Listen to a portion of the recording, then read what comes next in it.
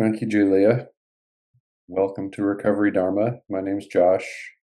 I'm one of the facilitators here at the Soul Center out of Spokane, Washington. Uh, Here at Soul Center, we explore monthly topics, and this year, Julia's brought forth the entire calendar of topics, and we're doing a very back to basics theme for the entire year, which is the Four Noble Truths and the Eightfold Path, which happens to fold nicely into a 12-month calendar. First, we went into the first noble truth, which here at Soul Center, Julia has reframed um, that there exists discomfort. Um, we use discomfort rather than suffering because it takes a little bit of the sting out of it, but it also expresses a little more of a general truth to the the condition of being human. Um, it is uncomfortable for various reasons. And here in February, as we're coming to the end, we've been exploring the second noble truth, which, as we frame it here, is that conditions exist that cause or contribute to our discomfort, and uh, there's there's no shortage of conditions out there, and in here. Last week in my meditation, I talked about external conditions that are beyond our control, and over the course of this week, I've been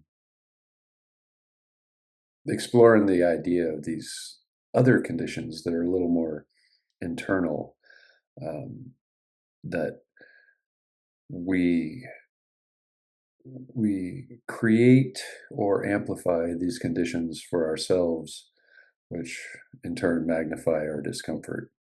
Um, and it's, again, just part of being human. I don't think there's any absolute cure for that. If there is, I think there are very few humans who have found it. Maybe the Buddha himself, maybe some other folks out there over the millennia have tapped into the answer, but I personally don't think I'm going to get there. I have, though, found that through this practice, it sure is getting easier to deal with discomfort. Um, this is a recovery program, and first and foremost for me, it has made my recovery both very successful and a lot easier than it's been in the past. This has been 20 plus year journey for me with widely varying degrees of success. And I could bring a whole room full of people to fill up the screen behind me to offer testimonial on how well it's working now. And I really do credit this program. One of the things I've said before is how, especially in this Sangha, I I often forget it's a recovery program. It's almost like in talking about the Buddhist practice, I get tricked into being sober, and I'm not going to complain about that.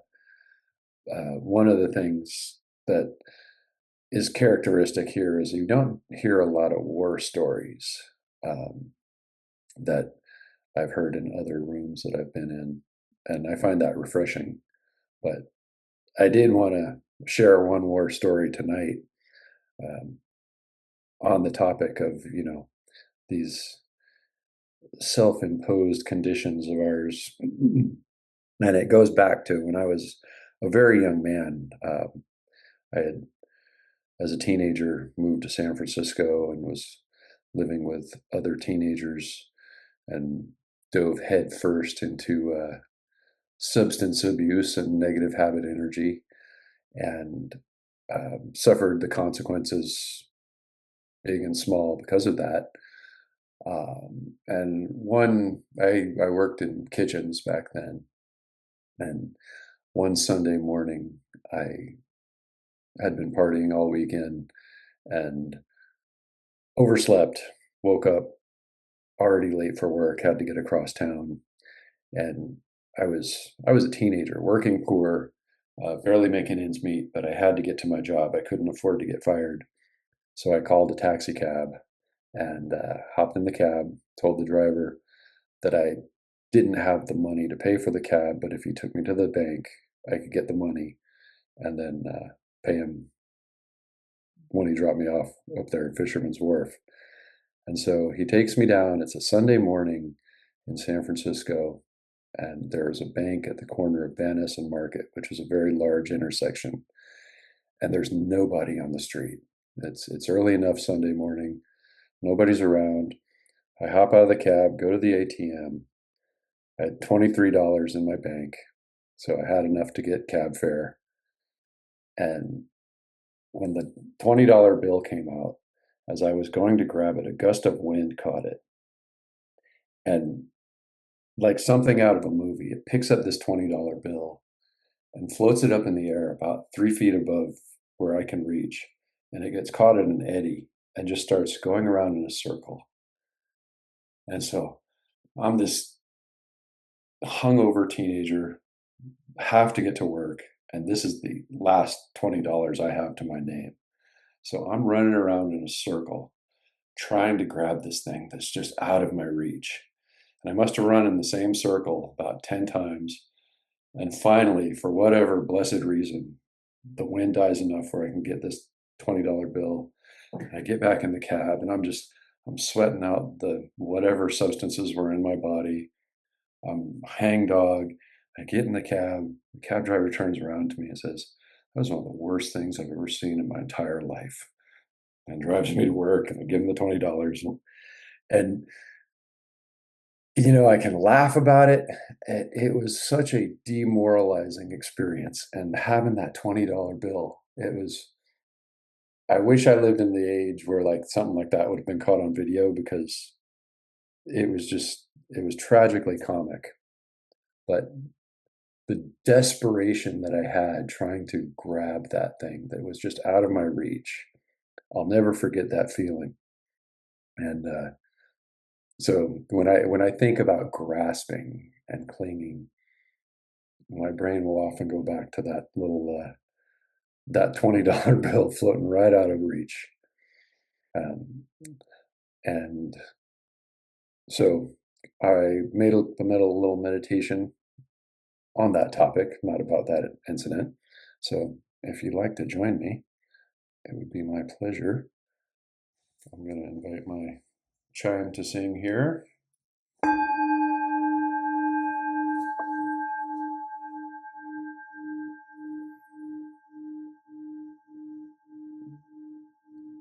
And this is a little bit of a shout out to my friend Sean, who comes here.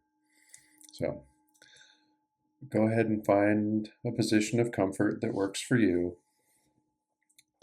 If you choose to sit, allow your spine to be upright but not rigid. Let your hands rest easily. If it feels safe, gently close your eyes or lower your gaze. Begin by bringing awareness to the breath without feeling any need to change it.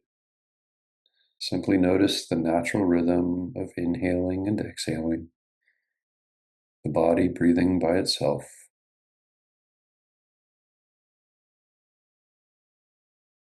As you settle into this moment, become aware of the simple truth of experience. There are moments of ease and there are moments of discomfort. Pleasant sensations arise, unpleasant sensations arise, and neutral sensations arise. And this is all part of being alive. Tonight, we reflect on the second noble truth, that there are conditions which give rise to discomfort. Reflect on this not as a judgment, not to find blame, but as a gentle investigation. What are the causes that increase unnecessary discomfort in our lives? In this practice, we learn some of these universal causes: clinging, grasping, craving, the tightening of the mind and the heart around what we want to hold on to or to push away. Notice right now if there's any subtle grasping in your body. Is there tightness in your jaw, slight contraction in the belly, a leaning forward in your mind toward the next breath? And see if you can soften just a little and just allow your body to breathe.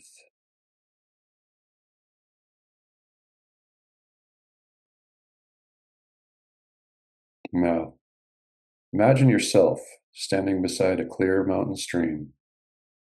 The water moves steadily, cool and bright, flowing over smooth stones. You can see fish darting beneath the surface, quick and graceful. Imagine that you decide you must catch one of these fish with your bare hands. You crouch down, you plunge your hands into the cold current, the water pushes against you, and the fish slip away at the slightest disturbance. You lunge again, you grasp at the shimmer of movement, your muscles tighten, your breath becomes shallow. Perhaps you grow frustrated. The more urgently you try to catch the fish, the more the water clouds and the more the fish scatter. Notice the effort of this image in your mind: strain in your hands, tension in your shoulders, the mind narrowing around the goal that I must catch this fish. This is the feeling of grasping.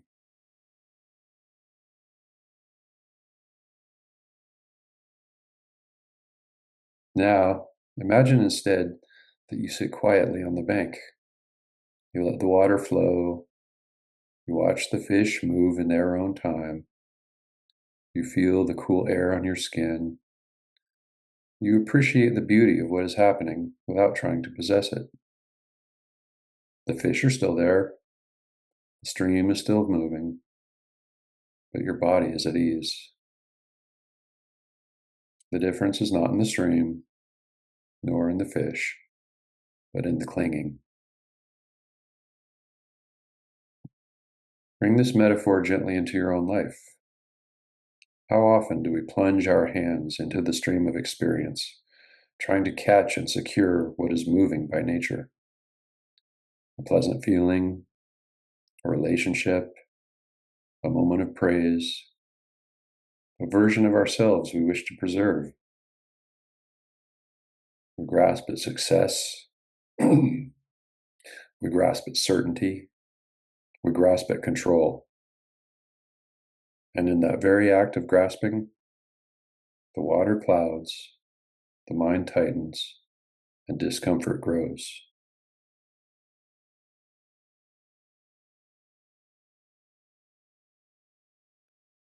Now, let that image dissolve, and imagine yourself outside in a warm afternoon. A breeze moves through an open field, and in the air, a single dandelion seed floats, light and delicate, carried effortlessly by the wind. Imagine reaching up to grab it. You leap, you swipe at the air, your fingers close on nothing. The seed shifts direction with the breeze. As you try again, more urgently now, your heart beats faster, frustration arises.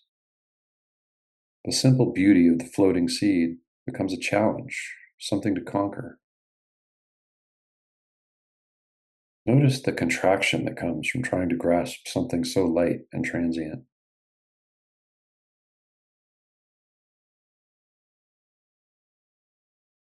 Now, imagine standing still, watching the seed drift, seeing the sunlight catch its fragile filaments, Appreciate its brief and unpredictable path. You do not need to own it to experience its beauty. Take pleasure without possession, appreciation without trying to capture, and reflect on how many of our pleasant experiences are like this dandelion seed. A compliment, a joyful mood, a moment of connection. They arise, float for a time, and then drift on. When we try to trap them, to make them stay, we often disturb the very conditions that allowed them to arise. The wind changes, the moment passes, and we are left not only with the natural ending of the experience, but with the added discomfort of frustration and loss. This is the second noble truth in action. It's the clinging creates unnecessary suffering and discomfort.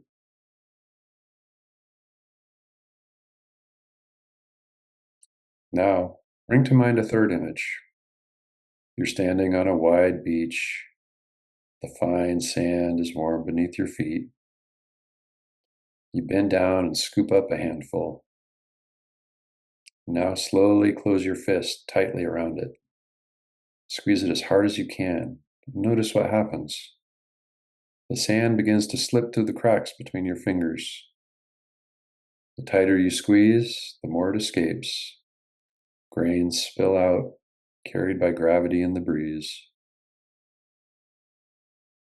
Feel that tension in your hand, your forearm tightening, the effort to hold what cannot be held in that way. But now, slowly imagine opening your hand. Letting your palm relax, the remaining sand rests there naturally. Some grains remain, some fall away, but the hand is no longer strained. Clinging is like closing the fist around fine sand. The tighter we hold to our youth, identity, to our stories, how we believe life must unfold, the more life just slips through our grasp, and the more tension we create in our attempt. Opening the hand doesn't mean that we don't care. It doesn't mean indifference.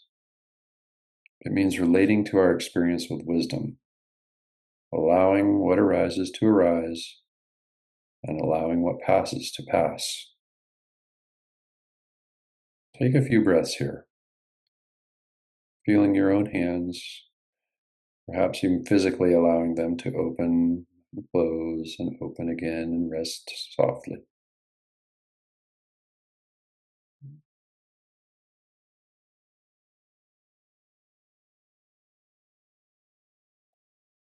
Now, gently turn inward and ask yourself, where in my life am I plunging my hands into the stream, trying to catch the fish? Where am I leaping at the drifting seed?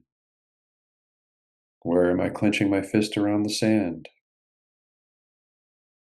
There's no need for self-criticism. No need to blame yourself for anything. Clinging is a deeply human habit we all share. It arises from the wish to be safe, to be happy, to avoid pain. And see if you can hold your own grasping with compassion.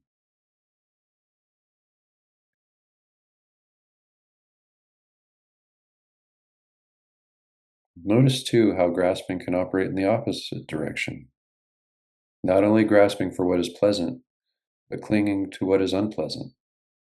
Replaying an argument, holding on to resentment, identifying strongly with our negative habit energy.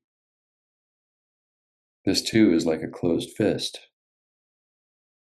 But what would it feel like to open, even slightly, to let the current move, let the breeze carry the seed where it wants to go, to let some of those grains of sand fall away? The second noble truth teaches us that when the conditions of craving and clinging are present, our discomfort increases. When those conditions are weakened, discomfort decreases. Right now, in this moment, experiment with some non grasping. Let your breath come and go on its own. Let the sounds around you arise and pass. Let thoughts appear like fish in the stream, noticed but not seized. If a pleasant sensation arises, see if you can appreciate it without tightening around it. If an unpleasant sensation arises, see if you can allow it to pass, but without pushing it away.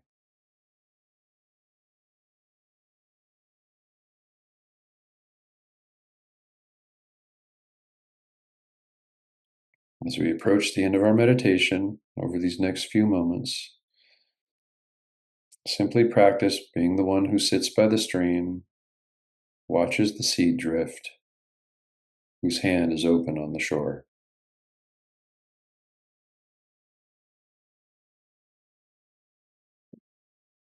Namaste. Thank you, Julia. Thank you, everybody, for joining me here tonight. As always, it's great to see all of your faces. I'd like to offer a dedication of merit, close this meeting out. Whatever clarity and calm have arisen from this practice, may it be shared freely. May the understanding of clinging and its release reduce suffering in our own hearts and in the hearts of all beings. May we learn to live with open hands, at ease in the changing currents of life. Namaste.